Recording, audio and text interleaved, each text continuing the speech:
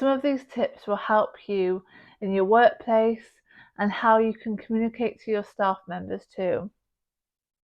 I have worked in an emotionally intense environment where it was an open plan office. We had a call line, so it could have been a product that someone wanted to buy, or it could have been an event that someone wanted to go to. It could have been a sensitive phone call, but I know that you always have to answer with empathy and with knowledge as well, because you don't know what you're going to get, which made it a bit tricky sometimes.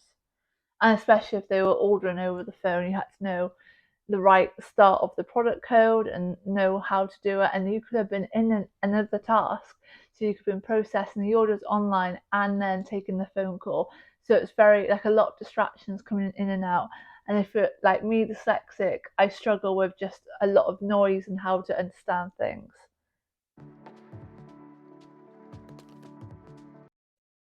Task prioritization. This is what got me through. Work out when the best and quiet times are to focus on those deep, detailed tasks that you need to complete. And also work out when the deadline is. So, say if it's next Thursday that you need to complete this spreadsheet or PowerPoint or whatever your managers ask you to do or whatever you have to present, look at if it's let's do it by the Monday, and then if there's any tweaks or changes, at least you've got some buffer time to help you change that.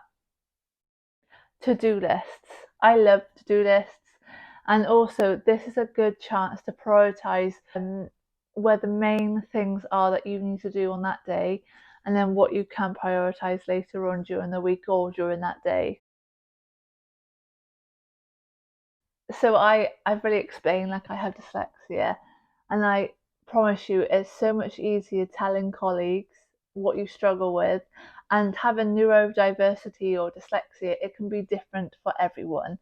The same mold doesn't fit everyone. Like I struggle in certain different areas than other people that might have dyslexia and struggle in different ways. So it's so important that you know your weaknesses, because you can build up on those and work out ways to help you. So next one is burnout. I know how hard it is. And one of the reasons why we do get burnt out is by saying yes to things. And I get it. We sometimes do need to say yes, and we do need to do the things that might make us feel uncomfortable. But also, it's great to have that communication with our managers of, hey, this is how my week looks. So, how can I fit this in? So, you have that communication one another, so you're not being piled on and piled on with loads of work to do.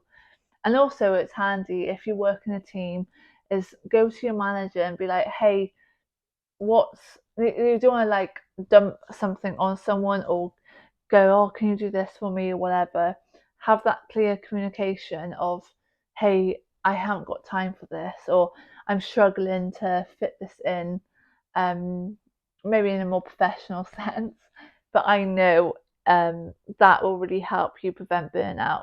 But like I said, sometimes we do have to do the things that we don't want to do within reason. So just bear that in mind, but also having the balance of I can take this on board and what you can't.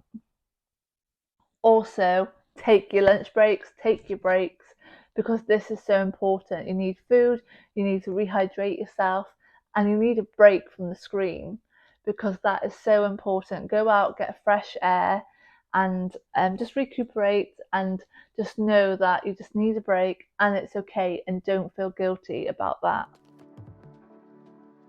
Self-care practices. What do you do on your days off? I love massages, facials. I just love even sometimes just having time to myself, just sitting in silence. But I know that is hard because I'm a single person, so I don't have a family, I don't have children running around. But try and find space for you and quiet time where you can just sit and um just de-stress and not. And I found last year I was overstimulating myself. I was going out for meals, I was like being in the office and then going out, and I just honestly felt so overwhelmed by noise, by people. And I get it, we do have to like maintain friendships, but also having time to step back and having time for ourselves is so important. And also going back to where are the seasons of where things are more busy, more difficult, because I know sometimes in different workplaces it could be running up to Christmas can be super busy, even over the summer. Some people think, oh, it's the summer, people are away. And sometimes, yes, people are away, but that also puts pressure on other people that maybe are not on holiday or not on annual leave. So we need to balance that out and to see how we could have that work-life balance. Mental health, it's so important that we're just finding coping mechanisms, and if your organisation has clinical supervision or access to counselling, especially depending on what type of job you have, it's so important to be able to do it in a confidential way, but also in a safe place, and also looking after your own mental health and doing activities, like I said, over the weekend or whatever day you have off. Just make sure you put time in for yourself. I hope these tips have really honestly helped you out. And I get it. Last year, I really struggled to the point where like I really struggled seeing friends, like coming to work. I just felt overstimulated with a lot of things.